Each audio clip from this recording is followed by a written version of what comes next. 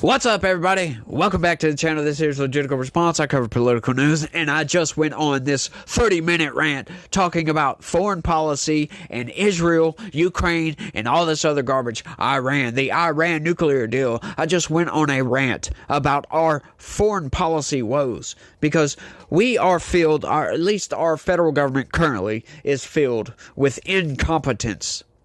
Just outright incompetence. They act like petulant children sometimes with their foreign policy. Oh, we need to back Ukraine. Oh, let's send hundreds of billions of dollars over there. Oh, you want some long-range cruise missiles? Okay, let's send that. You want some F-16 fighter jets? Let's send that. Let's propagate World War III. Let's go ahead and get this thing started right off because, folks, we need to fund our military-industrial complex. Who cares about civilization? That's what these people seem like to me because that's what's going on. They are poking the bear, for crying out loud, in a literal sense. They are poking the bear, trying to get Russia into an all-out war. We are on the brink of World War III, and these people are freaking cheering it on by putting Ukraine flags in their profile pics and all this other garbage. It's insane to me that they can't send some negotiators over there to go negotiate peace. Oh, well, it's a non-starter. They want Ukraine to not join NATO. You don't get to dictate to us. Hang on. That's what negotiations is. But they can't even do that. They can't even send negotiators over there to try to negotiate a ceasefire at least. Some sort of ceasefire. Get the fighting to stop. You want Russia to leave Ukraine? Negotiate that. It's a non-starter. Get out of here. You guys are just being difficult with this. That's what negotiations are for. They say they don't want to negotiate unless, that's what they say of Putin. He doesn't want to even start a negotiation unless they agree that Ukraine will not join NATO and that he gets to keep all the land. Well, you know what? You know what you do when in negotiations like that? You say, okay, let's go negotiate. And then you maybe negotiate away Russia staying inside of Ukraine's borders. That's how you do that. Agree to have Ukraine not join NATO. We don't want Ukraine. Like, seriously. The hypocrisy coming from the federal government is insane. We said, when the Soviet Union fell, we said, we will not move one single inch to the east. And that is all we have done. We have broken our promise time and time and time again. And for all these people, all these intelligence people to get on MSNBC, CNN, CBS, ABC, NBC, and all these places and say that NATO's expansion has nothing to do with this is an outright lie. They can say it's not the cause for the war, but it is definitely a factor. Most definitely. You can't tell me it's not. It is most definitely a factor. He would have no reason to invade Ukraine if we didn't move ourselves eastwardly. Yeah, I truly believe that. Now, there's other reasons, sure. But to think that, like I said, petulant children, to think that you can just keep, oh, well, here's a line, cross that line, and say, you're not going to do nothing. And then he makes another line, and we cross that line again. Like, we are the aggressors, not Russia. Right? Like, everybody's like, oh, Russia invaded Ukraine. Yeah, they were pushed to do so. This isn't Russian talking points. I've never been outside of my state. Well, I'll say that. Okay, I've never been outside of the United States. I'm sorry. Don't know anybody from Russia at all. And I think Putin's an evil scumbag dictator who needs to be taken out of power. That's what I think. I think he's evil for invading Ukraine. That's my position. He is one of the worst of the worst. But to think that we had nothing to do with that, you have to have your eyes closed and you need to have your head examined. You need to wake up and stop believing the lies of politicians. That's what you need to do. But let's get into this because this is freaking hilarious, y'all. Check it out. Analyst. U.S. has moralizing Marvel Cinematic Universe view of foreign policy in Russia, Ukraine. That is the most funniest bit of news I think I've heard in a while. That's what they think. That, Putin is Thanos. Yeah, and he just wants to snap and control the world. You love that picture right there? That is so funny to me, because that's what you think. Once again, like I said, these people are incompetent, y'all. They don't have any foreign policy skills whatsoever. Just look at the world right now. We've got escalating war in the Middle East. We've got war in Europe. We've got about to be war in the East China or the South China Sea. Well, it's insane right now. We had none of this under Donald Trump. None of it. And people think that Trump is a child.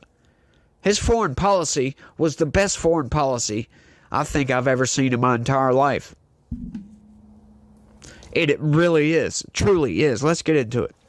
A history and current affairs analyst warns that the United States foreign policy regarding the Russia-Ukraine war is tantamount to narratives from the Marvel Cinematic Universe. That's right. That's what it appears like to me as well. During a new episode of the Pete Quinones show, Hosea Lippincott, an author who describes himself as a regime critic, discussed the dangers of current U.S. foreign policy with show's host. It almost seems like someone wants World War III, like somebody wants these missiles to start flying, and, well, why? Why? Quinones asked. Iraq was never this important. Afghanistan, even though we were in it for 20 years, was never. This is like life and death to them. Lippincott suggested that beyond the financial incentives for defense contractors, you gotta fund the military-industrial complex, there exists a view of justice, an ideological view that's very important. I really think the consensus view among most of the people in D.C. is that this is a war of righteousness, he said. It's being waged against eternal evil manifested in Vladimir Putin, who is, basically this eternal evil Thanos come back to destroy the world in the Marvel Cinematic Universe view of how foreign policy works. That is just great. I'm loving that, because I was thinking the same thing. He said the quiet part out loud. He is calling these people out, because that's exactly what it looks like to me. These people are just toddlers throwing a temper tantrum when it comes to Ukraine. Get out of Ukraine! They just want to send all your taxpayer dollars over there. Right? They want to fund the military-industrial complex. They want to do all these things, and they could care less if it just so happens to spark off World War III. They do not seem to care. They think, oh, well, that's not going to happen. Nukes aren't going to start flying. They just need to have a little bit more critical thinking skills and think about what the hell they're doing. Right? To think that one side or the other won't push that red button. To think that. That should be always on the table. Nuclear annihilation is not something we want, for crying out loud. And these people are playing with fire, and they're using your tax dollars to do so. And I personally think it's insane. Think it's outright insane. They're playing with fire, and everybody knows when you play with fire, you get smoke all over your clothes. No, you get burned. Outright burned. And they really need to be careful. But it doesn't seem like that's the case, because they keep on escalating and escalating and escalating. Right? And we started sending tanks over there. At first it was just bullets and artillery and, HIMARS and all this other stuff. Blah, blah, blah, blah, blah. So they can defend themselves. But guess what, folks? Ukraine is no longer just defending its democracy. They're not doing that anymore. They have stopped doing that when they invaded Russia. You want to gripe and complain and moan about Russia invading Ukraine? How come you're not making those same complaints about Ukraine invading Russia? What's your reasoning behind that, by the way? Let me know down in the comments section if you think that Yeah, it's poetic justice. Which it kind of is, to be honest with you, right? Russia invaded Ukraine. But, once again, two wrongs don't make a right. There is always that. Two wrongs don't make a right. Three wrongs don't make a left. Hopefully, you can pick up what I'm putting down here. Just because they do it to you doesn't mean you do it to them. Do you really want peace? Or do you want this war to just continue going on forever? Is that what you really want? Do you think Ukraine has enough people to just continue doing this forever? No, they're running out of people. There's been hundreds of thousands, possibly millions of people die in this war already. Not millions. Could be up there close to 1 million people, if not more. We don't really know. We don't know the numbers. We get the official numbers. And, they could be right. But, it's war. There's always the fog going on. You never get to see what's really going on. Sometimes ever, but in most cases, for a very long time. You don't get to see what actually happened. War crimes all over the damn place. Never get reported. On both sides. I'm sure. On both sides. Let's keep going. We've ended up with a foreign policy establishment which has all the wrong motives, Lippincott said. There are cynical financial motives, crazed ideological motives, and then you've got just the sort of blatant stupidity on top of all this. How many pantsuited girl bosses are there in the State Department who are kind of sublimating a problematic relationship with their father onto Vladimir Putin and using that to make policy? Does that sound familiar to anybody? That is freaking hilarious. Later in the conversation, Quinones said that if World War III broke out, Putin would be to blame. Yeah, he would. Why? Because he invaded a neighboring land where everyone speaks the same language as him, and he was doing that because his people were being abused. Oh, wait a minute. I've seen this movie before, he said, claiming the scenario was similar to Hitler's invasion of the German-Prussian town of Danzig in 1939. A lot of people don't know about this. Tucker Carlson pointed this out. But then you get the corporate press getting out there saying, oh, but that's just Putin propaganda. No, it's history. That is facts. That is outright facts. Did Putin have a legitimate reason to invade Ukraine? Absolutely not. Absolutely not. But he's going to use something like this as the impetus to go into Ukraine because he can justify that to his people. Once again, there's propaganda all over the place, folks. You got to cut through the BS and see through this. He had reasons, not legitimate reasons. There is never, ever a legitimate reason to just blatantly invade another country. I don't care what reason you may have. Right now, if you might say, well, they were firing rockets. Kind of like the Hamas thing. No, I'm sorry. Firing rockets is one thing. Invading a country is a totally different thing. Right? The reasoning behind it doesn't make any sense. Once again, like I've said, Putin's an evil scumbag for invading. He shouldn't have done that. But he's still the leader, the president of Russia. Don't know what else to tell you. These people are playing games with our tax dollars and with nuclear warheads. They're playing games.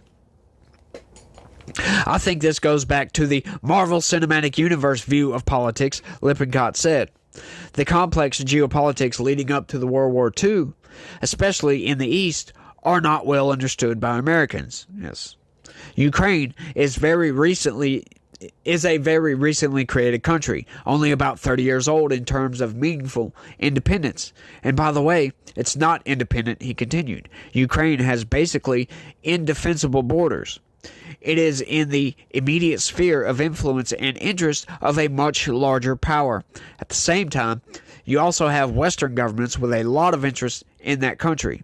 So you have these factions fighting all of the time within your regime. Lippincott, a PhD candidate at Hillsdale College, noted similarities between Poland during World War II and Ukraine today. When you're a power like Ukraine, you can't really be sovereign in the ordinary sense. How can you be sovereign, he said. What does it even mean to be sovereign when at any moment, any Western government or the Russians are going to be deeply involved in your politics and determining basically what government you're going to have? He is correct about that. He is absolutely correct about that. Like these small little countries, right? Like they get pushed constantly by these bigger powers, especially Ukraine. And why Ukraine, you might ask? Why Ukraine? Why is Russia so laser focused on this? The Black Sea, they want that access. They took over Crimea, which was, they shouldn't have done that either, but they had a Navy base, I believe, in Crimea. Doesn't give them the right to just take it over, just to annex Crimea, certainly. But they want that access to the Black Sea. I said this from the beginning. Putin wants his land bridge. That's all he wants. That's not a legitimate reason to invade another nation. Now you might think, you might go in the opposite direction and think, well, that was once a Soviet bloc. Well, it's not no more, and you can't do that. You can't just go in and do that. I'm sorry. You don't have access to the Black Sea. You cannot just invade another country. But what does America have to do with this? What does the United States, that is on the other side of the freaking world, have anything to do with the Black Sea, with Crimea, with Ukraine, with Russian seaports, or their freaking land bridge? What do we have to do with that? All they want is power over Russia. That's our interest. That's why we're there. They want to be able to push Russia around. Well, Russia doesn't want that. So it's a back and forth. And they're playing with fire, y'all. Lippincott continued. This is the problem. Again, we need to take a step back from the moralizing Marvel Cinematic Universe view of foreign policy and just look at the facts. A war with a nuclear-armed power by the United States government would not be good for the American people, period. Warsaw was leveled during World War II because of foreign policy decisions made by their government. They made mistakes and they paid for it. They were just brutalized by two great powers. I think the Ukrainians are making very similar mistakes now. How does this benefit you? What is your future going to be like after you take 1 million casualties in this war? He then suggested that a major war should be avoided at all costs. I mean, I will be seen as villainous for advocating for peace, for advocating for not having a major war. That's how messed up our politics are right now, he said. No, you're not going to be villainous. You're going to be a Putin propagandist. Oh, well, that's just Russian propaganda, y'all. No, it's not. It's facts. It's just outright not taking any sides, looking at the bare facts of the situation, and making an informed decision on this. Right? Like, this guy sounds a lot more informed than I am on this, but I knew some of this already. When Tucker Carlson interviewed Putin and they talked about Germany invading that Polish city of Danzig, I went and looked that up. And the similarities are stark. They're striking, I should say. The similarities are striking. They're not stark. They're striking. Sorry. Very striking similarities. I think we need to get to the negotiating table immediately.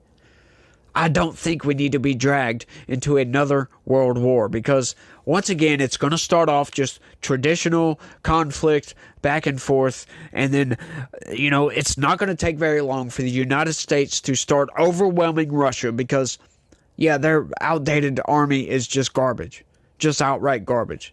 I mean, they can't even take over Ukraine, which, honestly, I don't think they're trying all that hard. I really don't. I think they could if they wanted to. Well, once again, they have nukes. They most certainly could. And do you think if Putin just authorizes some, let's say, low yield tactical nuclear artillery be fired, leveling Kyiv, do you think that we would sacrifice Washington, D.C., or possibly sacrifice Washington, D.C., because of that? Because that's what that would mean. if we retaliate any way against that, their nukes are going to start flying. I think Putin knows this. And I think our foreign policy leaders know this as well. They just don't want to say it. This is just insane. This whole thing is insanity to me. Lippincott joins other prominent voices who are advocating for an end to the war in Ukraine following the Biden administration's potential approval to use long-range weapons against Russia. In response to their news, Putin said he would be forced to make appropriate decisions in response. This will mean that NATO countries, the United States and European countries, are at war with Russia, he said.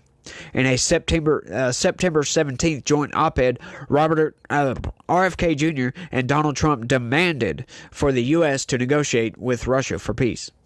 They wrote that this game of nuclear chicken has gone far enough. The war fever in the U.S. foreign policy establishment is at such a pitch that it is hard to tell whether they believe their own rhetoric, they said. In last Tuesday's debate, Vice President Kamala Harris conjured up images of Russian forces rolling across Europe. Surely she must know how absurd that is. It is. It really is. For one thing, Russia can barely wrest a few provinces from Ukraine, which is by no means one of Europe's great powers. The authors noted that Putin stated his goals of Ukraine neutrality and an end to NATO's eastward expansion early on. Moreover, the loss of hundreds of thousands of lives and hundreds of billions of dollars have not benefited Europe, America, or Ukraine, they argue.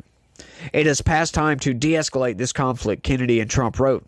This is more important than any of the political issues our nation argues about. Nuclear war would mean the end of civilization as we know it. Maybe even the end of the human species. No, I'm sorry, Trump and RFK Jr. It won't mean the end of the human species. I'm sorry. That we have an entire southern hemisphere. People would be fine. Australia would be fine. This week, Ukrainian President Volodymyr Zelensky will present a plan for victory to President Joe Biden and Congress. We need peace, exactly as envisioned by the peace formula, exactly as envisioned by the UN Charter. We are doing everything for this, he said in a statement. Weapons to defend our independence and our people. Diplomacy to consolidate partners and force Russia into peace. And justice so that Russia is held accountable for this war and feels its consequences. Yeah, Zelensky is insane. Zelensky is outright insane. He won't go to the negotiating table. Not at all. I don't think he will. He's in it to win it. Unless he kicks Russia completely out, which, hey, I can't say I don't blame the guy. Don't blame him for that, but, you got to look at reality. Am I saying that Ukraine should capitulate land? Do you want peace or do you not? I don't know the answers, y'all. I really don't. But I think we need to get to some sort of ceasefire and work everything out. I think we could, by agreeing to not have Ukraine join NATO. I think that's a good idea. I think that's a great idea. Because, we're putting NATO on Russia's doorstep. And they don't want us there. Unless Russia joins NATO, then, it's whatever. Which, I don't know why we didn't. Because he asked to join NATO, as a matter of fact. But they said no. Hey, I understand. I get it. I wasn't paying attention to foreign policy back then. I was a youngster. I was a little kid. So I get it. But look, this war's got to come to an end. I don't like war. I don't like the fact that Russia invaded Ukraine. I don't think it's right. But what can you do at this point? You got an evil dictator, took over some land. What are you going to do? Right? If we go in to help, that means the entire northern hemisphere is probably going to be obliterated. What do you do at that point? What do you do when you got two nuclear armed powers with finger on the trigger pointing at each other? You got missiles pointing at Washington, and you got missiles pointing at Moscow. What do you do? Once again, they're playing nuclear chicken. We haven't got technically involved yet, but I mean, what blows my mind, and I'm going to rant on about this for a minute, is when the United States sanctions places like Iran and China for sending weapons to Russia. The blatant hypocrisy of that. And you wonder why these places don't take us seriously. It's just insane to me that these people want to be taken seriously. This was the funniest thing. They are in a movie. That's what your foreign policy leaders of this country are in. They are writing the script, playing out in a movie. That's what they are doing. Because that's what their actions show. Like we can just send billions and billions and billions of dollars to Ukraine to continue escalating by sending more and more and more and more equipment. Longer range missiles, more F-16s, more jets, more tanks, more anything, more blah, more this, more that. Keep giving them the intelligence. And to think Russia's not going to do something? It's just craziness to me. They need to stop. If Trump was in office, I don't think this would have ever happened. I really don't. I think Trump would have negotiated something. It would have never started because we would stop sending weapons to Ukraine to help them fight. Because they've been killing people in the south of their country. Yeah, that's another reason. Accordingly, but that's just Russian propaganda, y'all. So don't take my word for it. Do the research yourself and go look it up. You'll find all of it, I promise you. It's insane what's been going on over there for ages. Since 2008, I think. It's been going on for a while, but I think I've rambled on for long enough on this one. Almost banged out another 30-minute video, so y'all let me know what y'all think. That's all I got for this one. I want to thank everybody for watching, and y'all try to have a good day. Stay legitical. Peace.